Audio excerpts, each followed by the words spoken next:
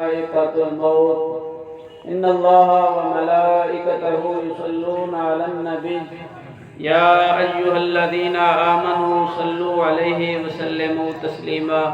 تمام دوست مل کر بآواز بلند پڑھ لیں، الصلاۃ والسلام علیک یا سیدی یا رسول اللہ، الصلاۃ والسلام علیک یا سیدی یا حبیب اللہ، وعلی آلک واصحابک یا سیدی یا رحمت للعالمین۔ حمد و ثنا کے بعد نہایت ہی لائق تعظیم علماء کرام، معزز سامعین کرام، اللہ تبارک و تعالیٰ کی توفیق سے ہم اس بابرکت محفل میں، چہلم کی محفل میں حاضر ہیں۔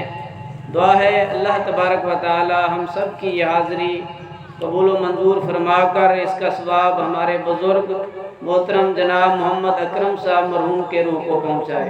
رب العالمین مرحوم کی بخشش فرما کر قبر کے اندر کروٹ کروٹ راحت اور سکون نصیب فرمائے۔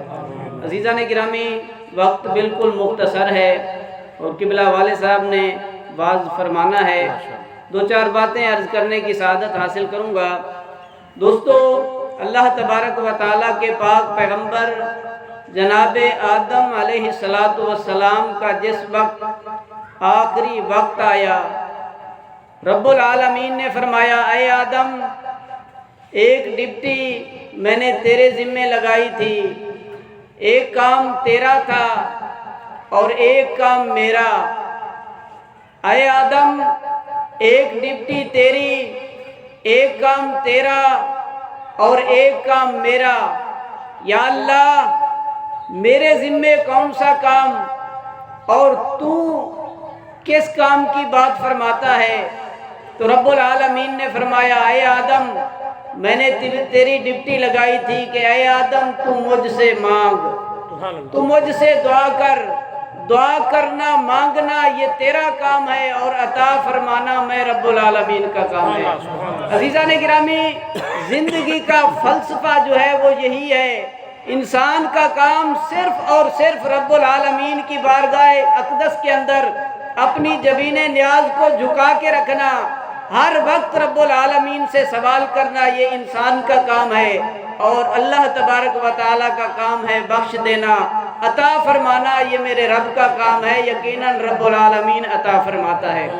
عزیزان گرامی، توجہ فرمائیے، حضرت جناب داؤد علیہ السلام نے جس وقت میزان کا ذکر پڑھا، اپنی کتاب کے اندر میزان کے بارے میں پڑھا اور لکھا ہوا تھا کہ جو قیامت میں میزان لگنا ہے اس کا ایک پلہ جو ہے مشرق سے مغرب تک ہے، اتنی بڑا میزان جو ہے جو جہاڑے قیامت کے بچھایا جائے گا۔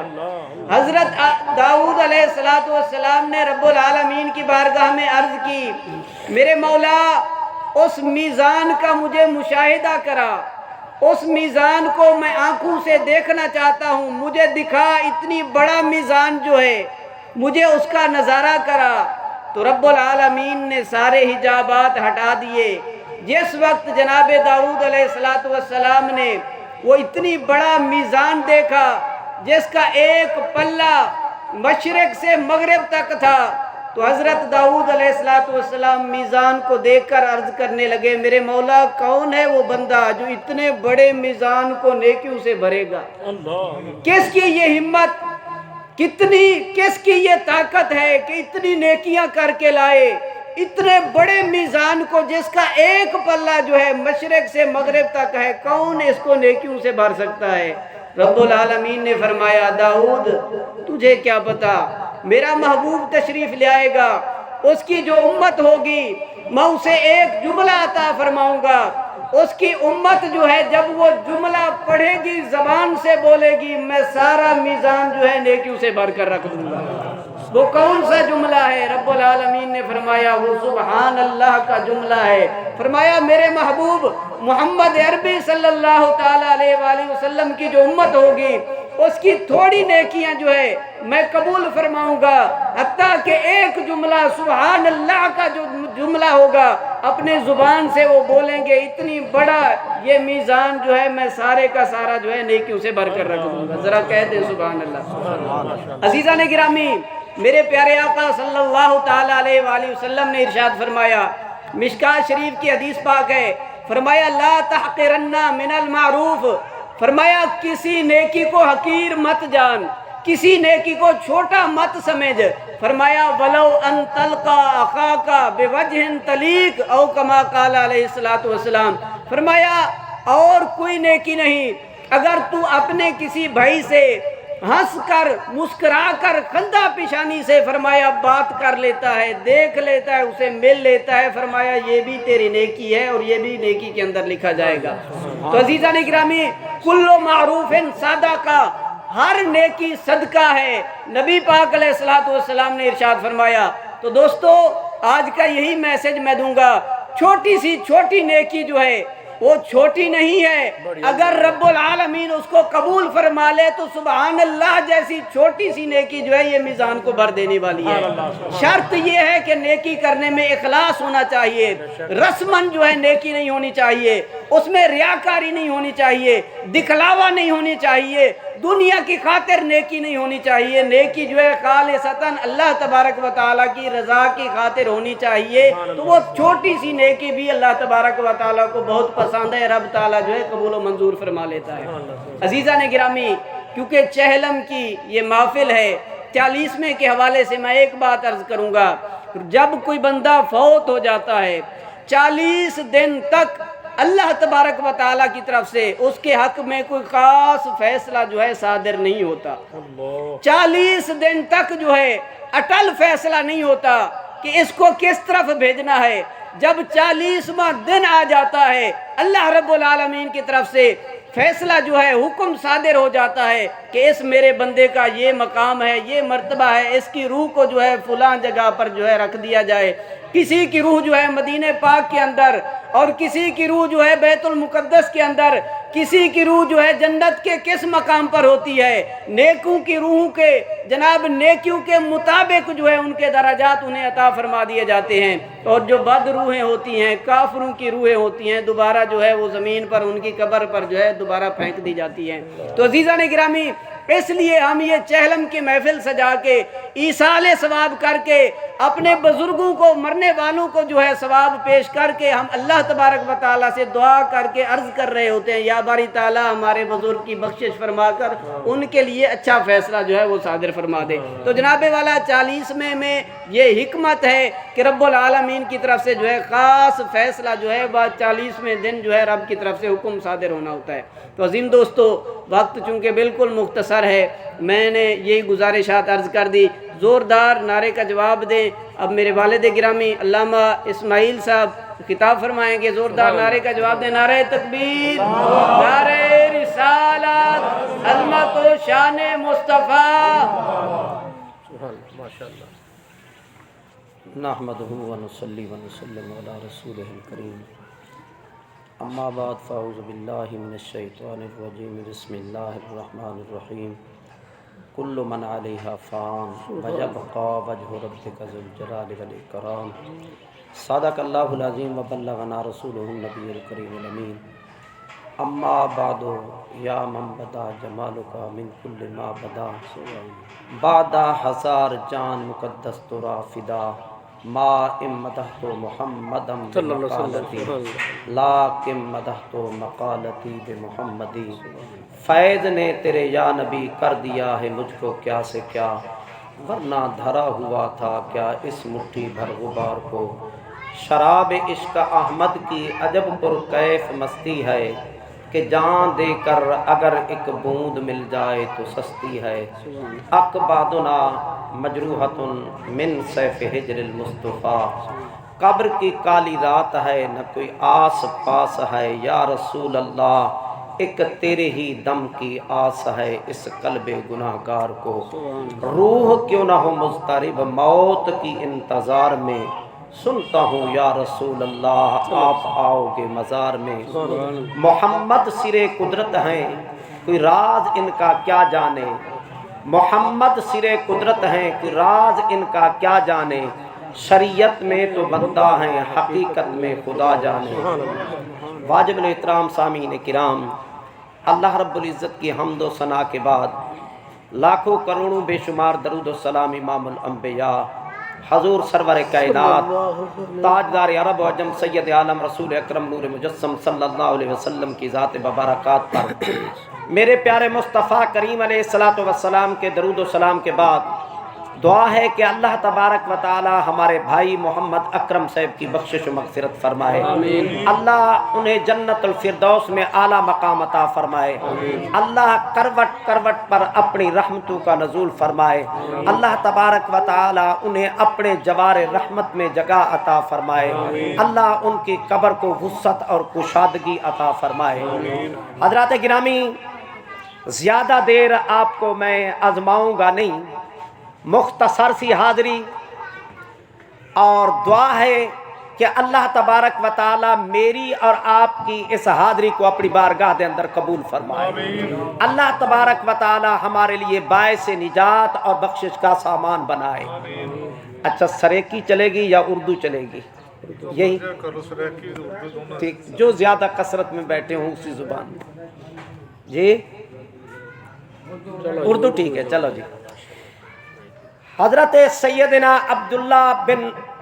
عبداللہ مسعود رضی اللہ تعالیٰ عنہ، ابن مسعود پاک رضی اللہ تعالیٰ عنہ، یہ وہ صحابی ہیں قد ان کا بامشکل اتنا تھا، اتنا قد تھا۔ یہ حضرت عمر رضی اللہ تعالیٰ عنہ بیٹھے ہوئے ہوتے، یہ پیچھے کھڑے ہوتے تو چھوٹے نظر آتے، حضرت عمر سے بیٹھے ہوئے بھی۔ ایک دن حضور سرور کائنات صلی اللہ علیہ وآلہ وسلم نے فرمایا اس درخت سے ٹہنی کون توڑ کر لائے گا؟ حضرت عبداللہ ابن مسعود نے عرض کی حضور میں لاتا ہوں۔ جب درخت پہ چڑھنے لگے تو صحابہ ہنسنے لگے۔ میرے مصطفیٰ کریم علیہ الصلوۃ والسلام نے فرمایا میرے صحابہ ہنسو مت، اگر حضرت عبداللہ ابن مسعود کا قدم پاؤں ترازو کے ایک پلڑے میں رکھ دیا جائے اور دوسرے پلڑے میں مصطفیٰ کی تمام امت رکھ دی جائے، حضرت عبداللہ ابن مسعود کے ایک پاؤں کا وزن بڑھ جائے گا۔ سبحان اللہ، سبحان اللہ۔ اور صحابہ نے پوچھا اے عبداللہ ابن مسعود، درس تو ہم بھی سنتے ہیں، نبی پاک کی بارگاہ میں ہم بھی بیٹھتے ہیں، نبی پاک کے ارشادات ہم بھی چنتے ہیں، پھول اپنے دامن میں لیتے ہیں، پھول چنتے ہیں، لیکن عبداللہ ابن مسعود تو بتلا تجھے اتنا علم کہاں سے آ گیا ہے جس مسئلے کا حل کسی سے نہیں ملتا؟ اے عبداللہ ابن مسعود تیرے دروازے پہ آتے ہیں، دستک دیتے ہیں، اسی مسئلے کا حل مل جاتا ہے، بتلا یہ معاملہ تمہیں، یہ دین، یہ علم کہاں سے ملا ہے؟ فرمایا اور تو کوئی پتہ نہیں ہے، بس مصطفیٰ کا جوڑا اٹھاتے اٹھاتے مجھے اللہ نے عالم بنا دیا۔ جہاں پہ بھی حضور جاتے تھے، حضور کا مصلی، حضور کا لوٹا یہ حضرت عبداللہ ابن مسعود کے پاس ہوتا، مسواک حضرت عبداللہ ابن مسعود کے پاس ہوتا۔ جس کچہری میں حضور جاتے، کوئی فیصلہ فرماتے، کوئی خطاب فرماتے، کوئی ارشادات سے اپنی امت کو نوازتے، حضرت عبداللہ بن مسعود ساتھ ہوتا۔ حضور جب مجلس میں پہنچتے، جوڑا مبارک اتارتے، حضرت عبداللہ ابن مسعود وہ جوڑا اٹھا کر اپنی بغل میں لے لیتا۔ فرمایا حضور کے جوڑا اٹھاتے اٹھاتے بغل میں رکھتے رکھتے خدا نے مجھے یہ علم عطا فرما دیا ہے، باقی کوئی میں نے پڑھا نہیں ہے۔ یہ نگاہ مصطفیٰ ہے، یہ نگاہ مصطفیٰ کا کرم ہے اور نوازش مصطفیٰ ہے، در مصطفیٰ سے، مصطفیٰ کے قدموں سے یہ مجھے خیرات مل گئی ہے۔ سبحان اللہ، سبحان اللہ۔ یہی حضرت عبداللہ ابن مسعود اس حدیث پاک کے راوی ہیں۔ تھوڑا سا میں نے پس منظر بتلایا، اب اس حدیث جو میں نے بیان کرنی ہے شاید اسی حدیث پہ گفتگو ختم ہو جائے۔ ایک مرتبہ درود شریف پڑھ لیجئے۔ یہ نعت خان صاحب بھی فرما رہے تھے بار بار درود شریف کو کوئی اہم عبادت نہ سمجھا کرو، درود شریف بہت بڑی عبادت ہے۔ حضرت علامہ یوسف نبہانی رحمۃ اللہ تعالی علیہ نے درودوں کی کتاب لکھی ہے، 5 جلدوں میں عربی کے اندر موجود ہے. اللہ. اتنا اتنا موٹی ایک ایک جلد ہے اور ہر درود پہلے درود سے الگ الگ ہے اور ایک جیسا درود نہیں ہے. درود جو بھی آتا ہو، درود ابراہیمی آتا ہے وہ پڑھ لیا کرو، صلو علی الحبیب آتا ہے وہ پڑھ لیا کرو، نماز والا درود آتا ہے وہ پڑھ لیا کرو، اللہم صلی علی محمد آتا ہے تو وہ پڑھ لیا کرو، الصلاۃ والسلام علیک یا رسول اللہ آتا ہے تو وہ پڑھ لیا کرو. سبحان اللہ. پڑھ لینے. علامہ یوسف نبہانی رحمۃ اللہ تعالی علیہ نے اپنی کتاب کے اندر لکھا، دلائل الخیرات کے مصنف امام شاذلی رحمۃ اللہ تعالی علیہ نے یہ درودوں پر کتاب لکھی ہے. دلائل الخیرات صوفیاء کرام اپنے اسباق میں رکھتے ہیں، روزانہ اس کی تلاوت کرتے ہیں. فرماتے ہیں جب درود کے صدقے سے، درود پڑھنے سے، درود کتاب لکھنے سے خدا نے یہ انعام عطا فرمایا ہے. امام شاذلی رحمۃ اللہ تعالی علیہ کی وفات کے بعد 70 سال بعد ان کی قبر کو کھولا گیا ہے، تو 70 سال بعد بھی امام شاذلی رحمۃ اللہ تعالی علیہ کا جسم اسی قدر تر و تازہ تھا جس قدر زندہ انسان کا جسم تر و تازہ. ہائے ہائے ہائے. سبحان اللہ. حتیٰ کہ حضرت امام شاذلی کے چہرے پر انگوٹھے کا، انگلی کا دباؤ ڈالا گیا، جیسے دباؤ ڈالا خون رک گیا، وہ جگہ سفید ہو گئی، اور جب انگلی اٹھائی تو دوبارہ سرخ ہو گئی. جیسے زندہ انسان کا خون رک جاتا ہے وہ جگہ سفید ہو جاتی ہے. تو پتہ چلا درود پڑھنے سے اتنا برکت رحمتیں نازل ہوتی ہیں، مرنے کے بعد بھی خدا زندگی عطا فرما دیتا ہے. میرے مصطفیٰ کے درود پڑھنے والے ہیں، ان کو زندگی عطا کر دو، دنیا سے بھی بہتر زندگی عطا فرما دیتا ہے میرا رب. سبحان اللہ. حدیث پاک ہے، نبی علیہ الصلوۃ والسلام نے فرمایا، حضرت عبداللہ بن مسعود راوی ہیں، فرماتے ہیں کہ حضور علیہ الصلوۃ والسلام صبح کی نماز پڑھا کر ظہر تک کسی کی طرف توجہ نہیں فرمائی، گفتگو نہیں کیا، کلام نہیں کیا. حضور بیٹھے رہے، سارے صحابہ پریشان، حضور کا سر جھکا ہوا ہے. ظہر کی نماز کا ٹائم ہو گیا، حضور نے ظہر کی نماز پڑھا دی. پھر حضور خاموشی سے بیٹھ گئے، کسی صحابی سے گفتگو نہیں، ہم کلامی نہیں، اور کوئی بات نہیں، کسی کی طرف توجہ نہیں، التفات نہیں. حتیٰ کہ فرماتے ہیں عصر کا ٹائم ہو گیا، حضور نے عصر کی نماز پڑھائی. اللہ. بخاری شریف کے اندر یہ حدیث پاک موجود ہے، بخاری کے اندر، مسلم کے اندر یہ حدیث پاک موجود ہے. حضور نے بات کسی سے نہیں کی، پھر عصر کے بعد بیٹھ گئے اور مغرب کا ٹائم ہونے والا تھا. حضور ہنس پڑے، حضور ہنس پڑے، حضور ہنس پڑے. صحابہ نے عرض کی، یا رسول اللہ بذحکا، اے اللہ کے رسول اللہ آپ کو ہمیشہ ہنساتا ہی رکھے. آمین. اللہ. سبحان اللہ. اے اللہ کے رسول اللہ آپ کو ہمیشہ ہنساتا ہی رکھے. اللہ. یہ تو بتلاؤ کہ آپ ہنسے کس پر بات پر ہو. صبح کی نماز پڑھا کر ظہر تک خاموش بیٹھے رہے، ظہر سے عصر تک خاموش بیٹھے رہے، مغرب کے قریب ہونے تک خاموش رہ گئے اور کسی سے بات نہیں کی. اب آپ کس بات پر ہنس پڑے ہو؟ حضور نے فرمایا، میں نے اپنے رب کو ہنستے ہوئے دیکھا ہے، میں اپنے رب کی ادا پر، اپنے رب کی سنت ادا کرتے ہوئے میں مصطفیٰ بھی ہنس پڑا. سبحان اللہ. سبحان اللہ. اللہ. اللہ. اللہ. حضور یہ تو بتلاؤ اللہ کس بات پر ہنسا ہے، اللہ کس بات پر ہنسا ہے. حضور یہ تو بتلاؤ. بخاری پاک کے اندر یہ حدیث پاک موجود ہے. حضور علیہ الصلوۃ والسلام نے فرمایا، اللہ رب العزت، یہ ماضی مستقبل حال ہمارے لیے ہیں، اللہ کے لیے نہیں ہیں. رسول اللہ کے لیے یہ ماضی حال مستقبل نہیں ہے. یہ زمانہ گزرے ہوئے زمانے میں ماضی کہتے ہیں، مستقبل آنے والے زمانے کو کہتے ہیں، حال موجودہ زمانے کو کہتے ہیں. میرے مصطفیٰ کے لیے بھی نہ حال ہی حال ہے، نہ ماضی ہے، نہ مستقبل ہے. میرے خدا کے لیے بھی نہ مستقبل ہے، نہ ماضی ہے، حال ہی حال ہے. اسی لیے مالک یوم الدین، قیامت کے دن کا مالک اللہ ہے. مالک قیامت کے دن کا بادشاہ. آج خدا نہیں ہے بادشاہ، बादशाह तो आज भी वही है, शहनशाहों का शहनशाह भी वही मालिक और खालिक है। मालिक यौमिद्दीन फिर कहने का क्या मतलब है?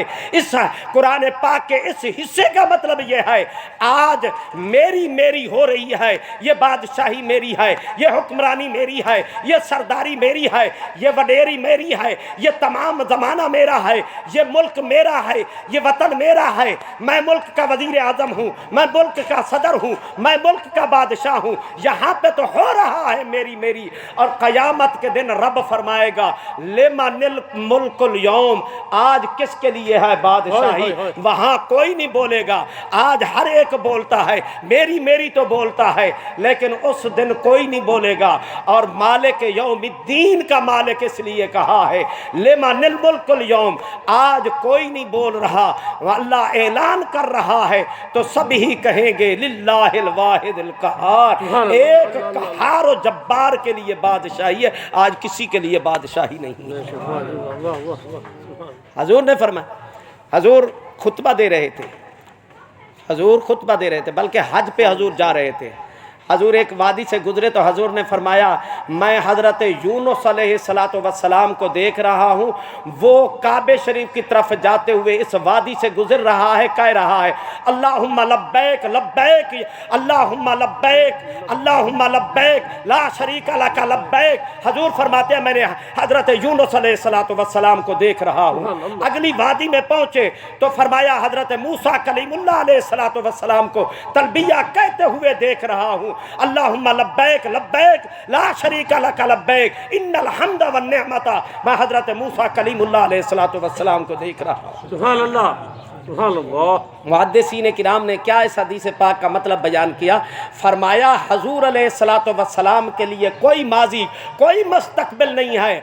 हजूर ने उस माजी के बासियों को और उनके अमलों को और बसते हुए बासी जो उस ज़माने के अंदर माजी के अंदर बसते थे, मेरे मुस्तफ़ा को मेरे रब ने दिखा दिया है। और वो माना तो गुजरा तो पहले था, हज़रत मूसा ने सदियों पहले ये कहा था, हज़रत यूनुस अलैहिस्सलातु वस्सलाम ने हज़ारों साल पहले तलबिया कहा था। मेरे मुस्तफ़ा उसी तलबिये को और उसी मूसा को और उनकी उम्मतियों को उसी कदर देख रहे हैं कि जब वो कह रहे थे उन बासियों को भी मेरे मुस्तफ़ा हाल की तरह देख रहे हैं कि मैं मूसा को देख रहा हूँ, मैं यूनुस अलैहिस्सलातु वस्सलाम को देख रहा हूँ। इसी कदर हजूर अलैहिस्सलातु वस्सलाम मिंबर पर खुतबा दिया। आखिरी खुतबा, सरकार के सर में दर्द था, तकलीफ थी, सरकार ने सर पर पट्टी बांधी हुई थी। उसके बाद सरकार ने कोई खुतबा नहीं दिया, आखिरी खुतबा दिया। फरमाया मेरे सहाबा अब कयामत के दिन हौज़ कौसर पर मिलोगे, हौज़ कौसर पर मिलेंगे। हजूर फरमा रहे हैं और मैं अपने प्यासी उम्मतियों को हौज़ कौसर के भर भर जाम पिलाऊंगा, जिसको एक दफ़ा पिलाऊंगा फिर कभी उसको प्यास लगेगी ही नहीं। अल्लाह अल्लाह। हजूर फरमाते हैं मैं अपने हौज़ को अपने मिंबर के नीचे देख रहा हूँ। मेरा हौज़ ये है मेरे मिंबर के नीचे। 1400 साल गुजर चुके हैं, 1400 साल गुजर चुके हैं, आज तक तो वो महशर का मैदान नहीं आया।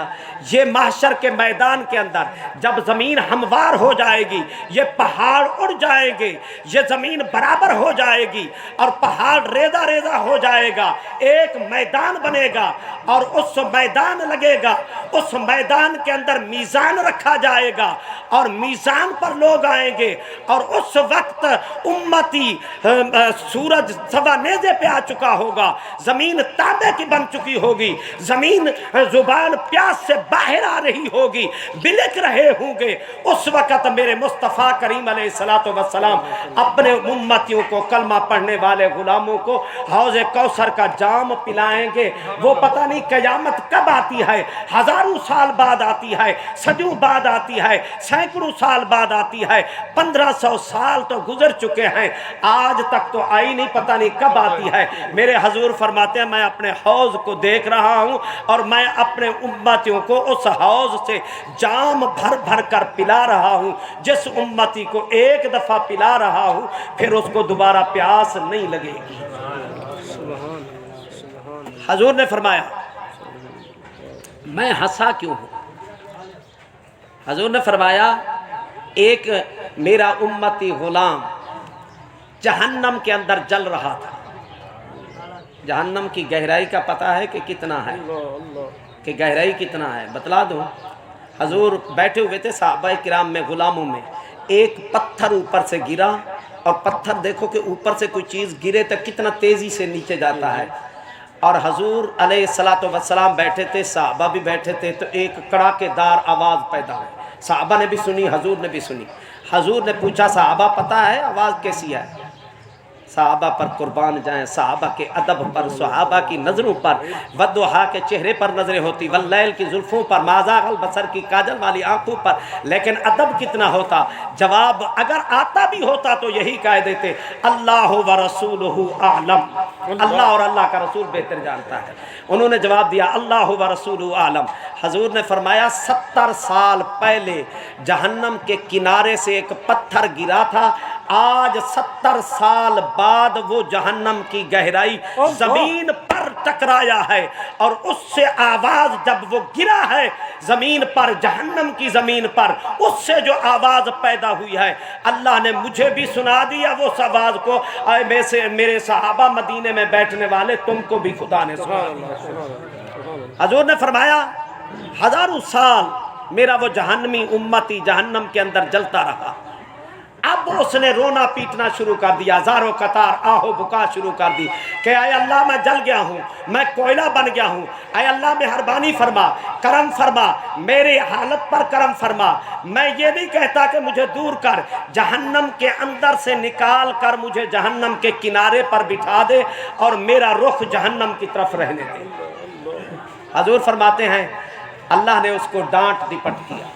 اللہ نے فرمایا وَيْلَكَ يَبْنَا مَا أَغْدَرَكَ، اے انسان تو بڑا لالچی ہے، تو ہرسی ہے، تو وعدہ کرتا ہے وعدہ توڑ دیتا ہے، اور اگر تیری کوئی وعدہ مانگو تم کچھ دیا جائے تم اور آرزو اور مطالبہ کر دیتے ہو.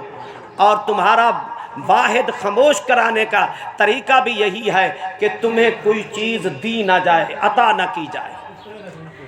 وہ اس نے زاریاں کی، رویا، زارو قطار رویا، منتیں کی. اللہ رب العزت نے اس کی درخواست کو ڈانٹ ڈپٹ جو اس کے شان کے لائق ہے.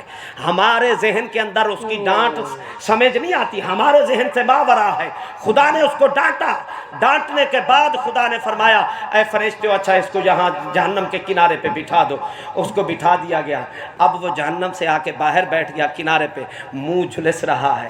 جہنم میں پہلے بھی ہزاروں سال جلتا رہا، کوئلہ بنتا رہا، اب وہ جل رہا ہے. اب اس نے دوبارہ رونا پیٹنا شروع کر دیا، زاریاں شروع کر دی. اللہ نے پھر اس کو ڈانٹا. فرمایا وَيْلَكَ يَبْنَا آدم، افسوس تجھ پر اے آدم، مَا أَغْدَرَكَ، تو وعدہ کرتا ہے وعدہ توڑ دیتا ہے. اے اللہ میں اتنا بدبخت ہوں، تیری رحمت کے اندر اتنی گنجائش نہیں ہے میرے لیے کہ صرف میرا رخ جہنم سے پھیر دے. بخاری شریف کے اندر حدیث پاک ہے، میرا رخ صرف جہنم سے پھیر دے. اللہ نے اپنی عظمت و شانوں کے مطابق ڈانٹا. ڈانٹ ڈپٹ کرنے کے بعد خدا نے فرمایا فرشتو چلو اس کا منہ پھیر ہی دو. اب جہنم سے منہ پھر گیا. حضور فرماتے ہیں کہ پھر اس نے دوبارہ کچھ دیر تو بیٹھا رہا، لیکن پیٹھ جھلس رہی تھی. اس کو سامنے ایک درخت نظر آیا، سائے دار درخت نظر آیا. اس نے مطالبہ کیا کہ اے اللہ میں اتنا بدبخت ہوں، تیری رحمت کے اندر اتنا گنجائش نہیں ہے، میں اتنا بدبخت ہوں کہ مجھے یہاں بیٹھے ہوئے بڑا جہنم کے اندر جلا ہوں، پھر منہ جھلستا رہا ہے، اب پیٹھ جھلس رہی ہے، مجھے یہاں سے اٹھا کر اجازت دے دے میں اس درخت کے نیچے بیٹھ جاؤں. اللہ نے پھر ڈانٹا وَيْلَكَ يَبْنَا آدم، افسوس تجھ پر اے آدم، مَا أَغْدَرَكَ، تو وعدہ کرتا ہے وعدہ توڑ دیتا ہے. اللہ نے پھر اس کی درخواست کو شرف قبولیت عطا فرمایا. فرمایا اچھا چلا جا اس درخت کے نیچے.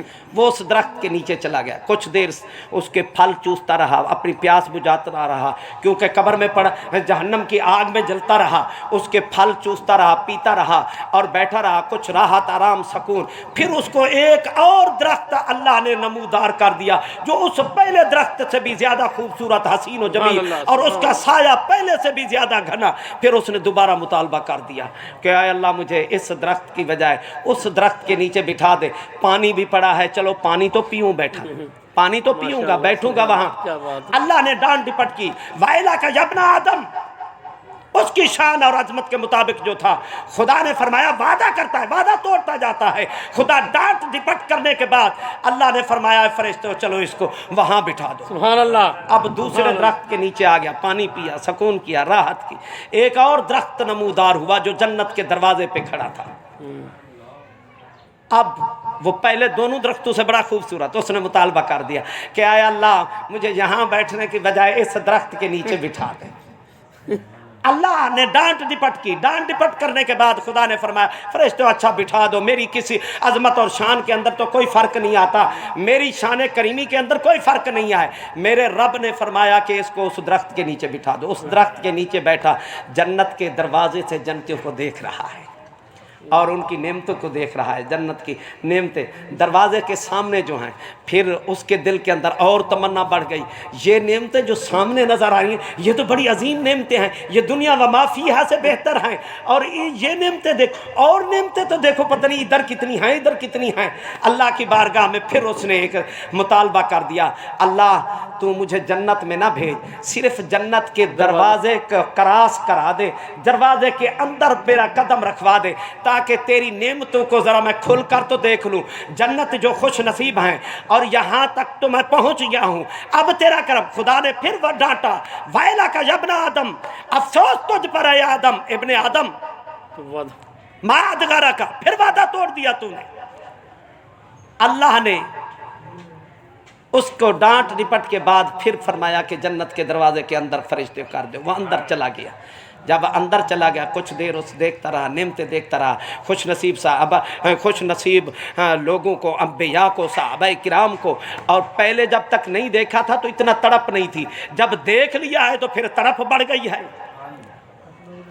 اور انبیاء کی زیارت، صحابہ کی زیارت، اولیاء کی زیارت، اور پھر ان پر جو نعمتیں ہو رہی ہیں، جو انعام و اکرام ہو رہے ہیں، پھر جنت کے دروازے کے اندر چلا گیا، قرآن کی تلاوت سن رہا ہے، نغمے سن رہا ہے، حضور کے نعتیں سن رہا ہے، حضور کے گجرے سن رہا ہے، اور وہ سرود سن رہا ہے۔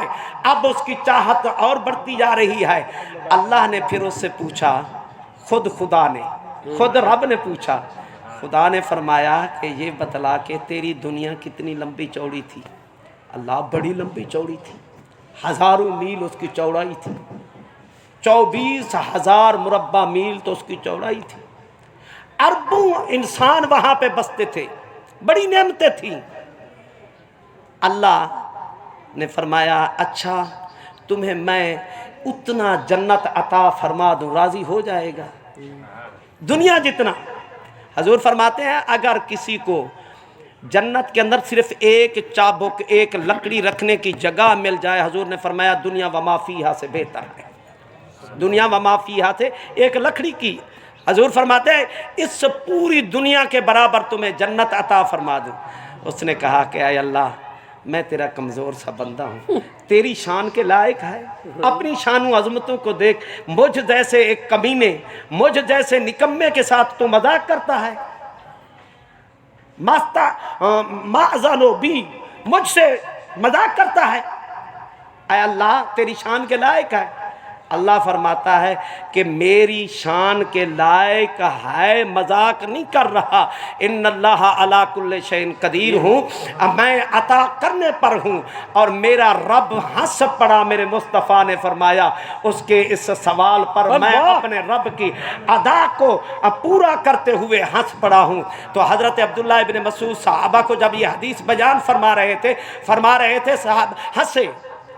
اور محدثین کرام کا طریقہ کار یہی رہا ہے، جب جیسی حدیث بیان کرتے، اگر ہنستے حضور تو وہ حدیث کے اندر ہنستے، اگر حضور روتے اس بیان کرتے ہوئے صحابہ میں تو محدثین کرام رو پڑتے، اور حضور ہنسے ہیں تو حضرت عبداللہ ابن مسعود فرماتے ہیں صحابہ مجھ سے پوچھا نہیں ہے میں کیوں ہنس رہا ہوں۔ عبداللہ ابن مسعود سے پوچھا، فرما رہے ہیں مجھ سے پوچھا نہیں ہے کیوں ہنس رہا ہوں، حضور آپ بتلاؤ۔ فرمایا میں نے حضور کو ہنستے ہوئے دیکھا میں نے حضور سے پوچھا تو میرے حضور نے فرمایا میں نے اپنے رب کو رب العالمین کو ہنستے ہوئے دیکھا ہے تو میں اس لیے ہنس رہا ہوں۔ سبحان اللہ سبحان اللہ اللہ حضرات گرامی، کیا بات ہے۔ مرنے کے بعد مرنے والے کے لیے اولاد ہیں، بھائی ہیں، عزیز و اقارب ہیں، مرنے والے کے لیے پھر کیا رہ جاتا ہے؟ حضور نے فرمایا مرنے سے پہلے جتنا تعاون کر سکتے ہو کرو، مرنے والے کے بعد اس کے لیے دعائے مغفرت ہے، اس کے لیے دعائے مغفرت، یہاں تک کہ حضور نے فرمایا اگر کسی کا ماں باپ ناراض فوت ہو جائے، حضور نے فرمایا وہ ماں باپ کی قبر پہ کثرت کے ساتھ جاتا رہے اور اس کے لیے دعائے مغفرت مانگتا رہے، اور حضور نے فرمایا ایصال ثواب کرتا رہے، جب قیامت کے دن اٹھے گا قبر سے تو اس کے ماں باپ اس سے راضی ہو چکے ہیں۔ اللہ مشکات پاک کے اندر حدیث پاک ہے۔ یہ صرف میں آپ کو تقریر ختم ہو گئی، یہ نہ گھبرانا کہ تقریر آگے ہوگی، تقریر نہیں، یہ ایک وظیفے کے طور پہ میں بتا رہا ہوں۔ حضور فرماتے ہیں کہ قیامت کے دن ایک بندہ آئے گا اللہ کے حریم ناز کے اندر اور اس کے پیچھے پہاڑوں کے برابر نیکیاں ہوں گی۔ اللہ اللہ سے وہ پوچھے گا اے اللہ یہ نیکیاں میں نے تو نہیں کی، میں تو پہلے فوت ہو گیا تھا، مر گیا تھا، یہ نیکیاں میرے پیچھے پہاڑوں کے برابر کہاں سے؟ حضور فرماتے ہیں اللہ فرمائے گا میرے بندے تیرے مرنے کے بعد تیرے گھر والوں نے، تیرے ماں باپ نے، تیری اولاد نے، تیری بھائیوں نے، تیرے بہنوں نے، تیرے عزیز و اقارب رشتہ داروں نے، محسنوں نے، تیرے دوستوں نے یہ جو دعائیں مانگی ہیں وہ دعائیں میں آج تمہیں اس انعام پر عطا فرما رہا ہوں جو انہوں نے تجھ پر انعام کیا، وہ انعام عطا فرما رہا ہوں۔ حضور فرماتے ہیں نیکی کرو، نیکی کرنے کا صرف ارادہ ہی کرو، یہ امت مصطفیٰ کے لیے یہ اتنا فضل ہے، نیکی کا ارادہ کرو تو نیکی کا ثواب مل جاتا ہے، اگر نیکی تم کر گزرو تو 10 گنا بھی ثواب خدا دیتا ہے، واللہ یضاعف لمن یشاء الفاظ بھی ہے، 700 نیکیاں بھی عطا فرماتا ہے، جس قدر نیت کے اندر ارادے کے اندر خلوص آتا جاتا ہے اسی قدر خدا اجر و ثواب بڑھاتا چلا جاتا ہے۔ آخری حدیث حضور کی، ایک بندہ راستے پہ گزر رہا تھا، ایک درخت کی ٹہنی لٹکی ہوئی تھی، اس نے ارادہ کیا کہ کل میں اس ٹہنی کو کاٹوں گا، اس ٹہنی کو کاٹوں گا، یہ آنے جانے والوں کے سروں پر لگتی ہے، زخمی کر دیتی ہے، کپڑے پھاڑ دیتی ہے، اللہ کی مخلوق کو اس سے نجات دلاؤں گا۔ اصل اس حدیث پاک کا پس منظر یہ ہے کہ حضور فرماتے ہیں ایک صحابی سے فرمایا کہ آج میں جنت میں گیا اور جنت کی سیر کی تو ایک بندے کو میں نے آگے جنت میں پایا، وہ مجھ سے بھی آگے جنت میں جا رہا تھا۔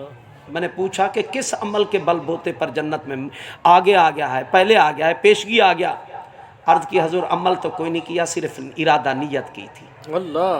حضور نے فرمایا کیا نیت؟ یہ تعلیم امت کے لیے حضور بیان فرماتے تھے تو تعلیم امت کے لیے ہوا کرتا تھا کہ قیامت تک آنے والوں کو پتہ چل جائے، خود بھی فرماتے، صحابہ کے آگے بیان بھی فرماتے تاکہ آنے والی امت کو قیامت تک پتہ چل جائے۔ حضور درخت تنگ کر رہا تھا، میں نے ارادہ کیا تھا لیکن مجھے عمل پورا نہیں کیا، رات کو موت آ گئی، فوت ہو گیا، روح قبض ہو گئی، تو اللہ نے فرمایا اس نے ارادہ تو پکا کر لیا تھا، نیکی کا ارادہ تو پکا کر لیا تھا، اگر مہلت نہیں دی تو ہم نے نہیں دی، روح قبض کیا ہے تو ہم نے کیا ہے، اس نے تو پکا ارادہ کر لیا تھا نیکی کا، اگر یہ زندہ رہتا دن میں کلہاڑی لے کر اور اس کو کاٹتا، میری مخلوق کو اس کی تکلیف سے بچاتا، میں رب اس کو جنت کے اندر اجازت عطا فرماتا ہوں، یہ جنت میں فرشتے لے جاؤ اس کو جنت کے اندر۔ سبحان اللہ سبحان اللہ۔ یہ ہے حضرات گرامی، اسی قدر ماں باپ۔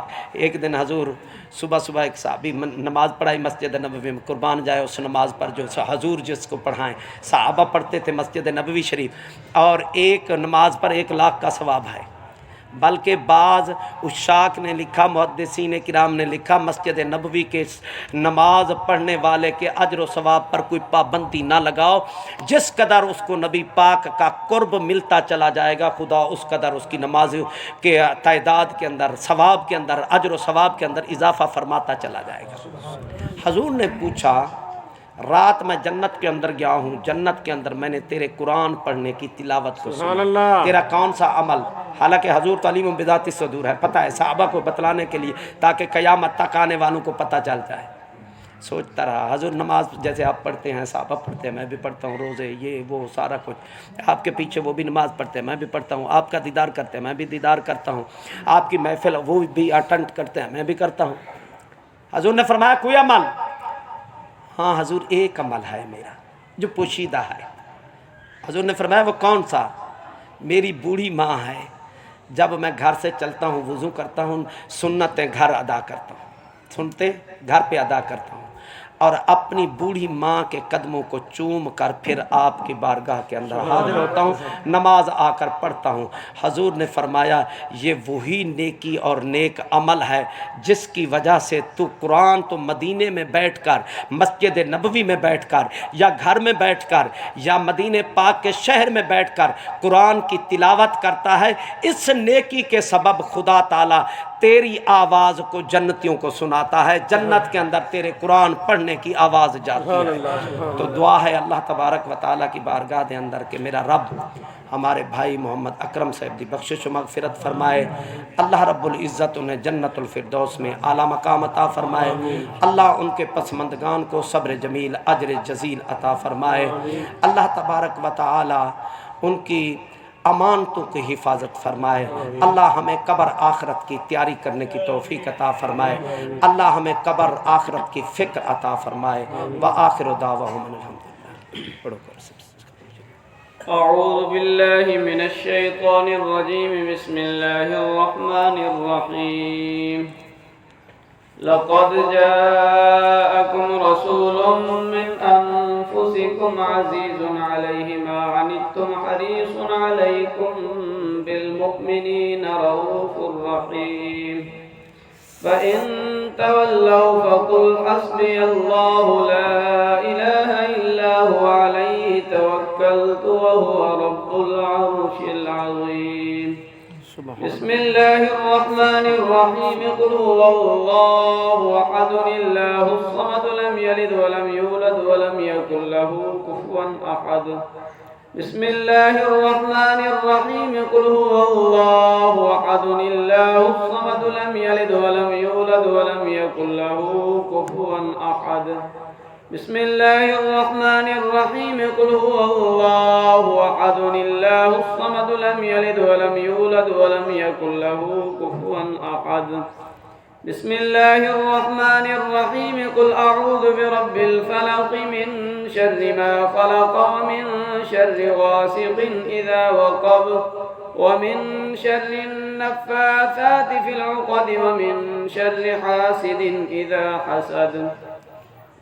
بسم الله الرحمن الرحيم. قل أعوذ برب الناس ملك الناس إله الناس من شر الوسواس الخناس الذي يوسوس في صدور الناس من الجنة والناس.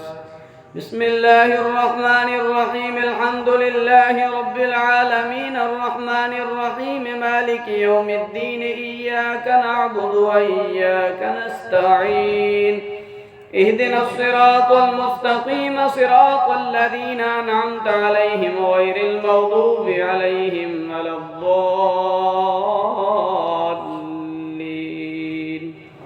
بسم الله الرحمن الرحيم. ألف لام ميم.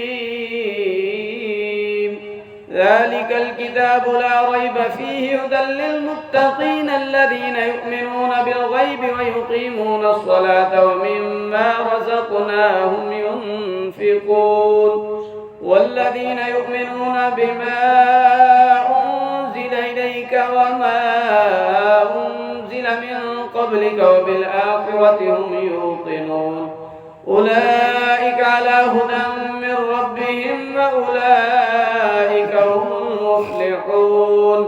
إن رحمة الله قريب من المحسنين. دعواهم فيها سبحانك اللهم وتحيتهم فيها سلام وآخر دعواهم أن الحمد لله رب العالمين وما أرسلناك إلا العالمين. ما كان محمد أبا أحد من رجالكم ولكن رسول الله وخاتم النبيين وكان الله بكل شيء عليما. إن الله وملائكته يصلون على النبي يا أيها الذين آمنوا صلوا عليه وسلموا تسليما.